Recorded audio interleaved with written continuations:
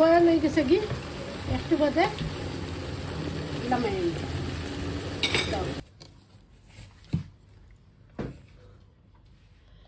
এখন আমি সবগুলো ব্লেন্ড করে নিয়ে চলে আসবো।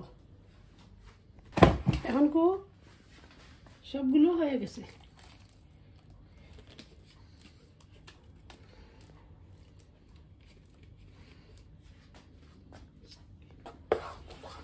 সরিষার তেল দিমু আর ধনিয়া পাতা দিমু আর সবগুলো জিনিসটা দিয়ে দিছি।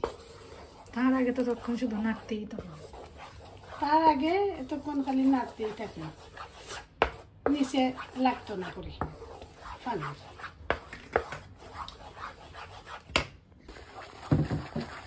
এখন আমি সরিষার তেল দিয়ে দিলাম, এতগুলো তেল দিয়েছি সরিষা। এখন নাড়তে থাকবো নাড়তে থাকবো।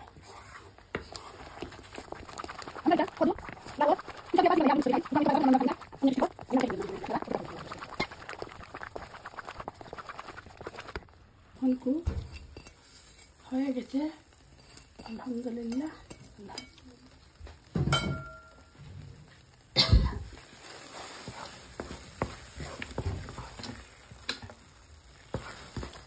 ধনিয়া পাতা দিয়ে দিলাম, ধনিয়া পাতা দিয়ে দিলাম।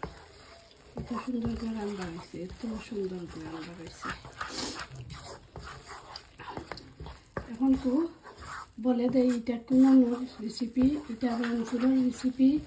রংপুরের এক আপা আমার মামার বিল্ডিং দুতলা বাড়া থাকতা, তার নাম নাসরিন ছিল। তার হাজবেন্ডের চাকরির সুবাদে তাই থাকতা ওখানে, তার চাকরি আছিল কোম্পানিত, তাই থাকতা। ও তানোর রেসিপি নাসরিন আপা তোমার রেসিপি, থ্যাংক ইউ এত সুন্দর রেসিপি দেওয়ার লাগি, থ্যাংক ইউ তোমার। তুমি যদি আমার ভিডিওটা দেখে থাকো তোমার থ্যাংক ইউ, এত সুন্দর রেসিপি তোমার। অলমোস্ট ডান আলহামদুলিল্লাহ। আমি পরিবেশন করি আপনার লগে। আমি এত সুন্দর একটা রেসিপি লইয়ে আইছি আপনার কাছে, আশা করি আপনার কাছে ভালো লাগবো। আপনারা আমার রেসিপিটা দেখে নেন জানো।